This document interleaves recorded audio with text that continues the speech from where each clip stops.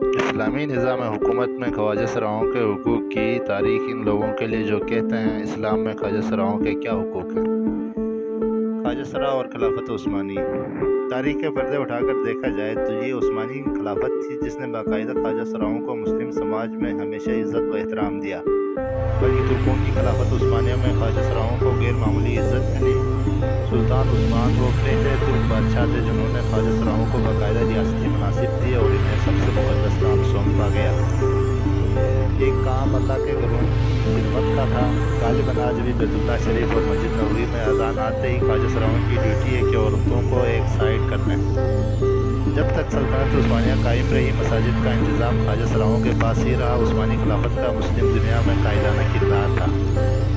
ان کی دیکھا دیکھی مغلوں نے بھی خواجہ سراؤں کو عزت اور احترام دیا۔ پھر انگریز آگے جو آج حقوق کے نام نہاد حقوق کے بردار بنے پھرتے ہیں۔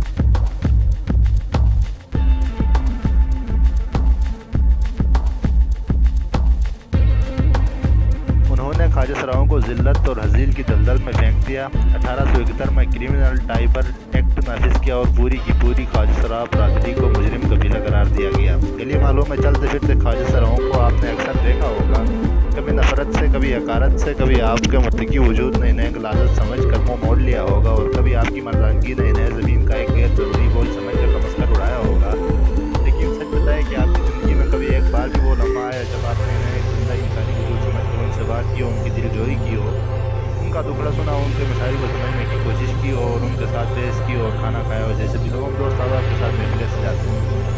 اگر ان سوالات کا جواب نفی میں ہے، وہ نفرت، تضحیک اور تحقیر کی خامت بن گئے، ان کے لیے روزگار کے مواقع ختم ہو گئے۔ بلد کی تاریخ ہے جس کے آزادانہ آزار کا مشاہدہ آپ اور ہم آج بھی کر رہے ہیں۔ باقی یہی وہ سماجی گروہ ہے جو آج تک کھل نہیں پا رہی۔ خلافت عثمانیہ میں جو خواجہ سراؤں کے گھروں کی خدمت پر معمور تھے اور ہم نے ان کو اپنے گھروں میں بند کر دیا۔ خواجہ سرا نازش ببلی کے ساتھ ظلم کی انتہا کیا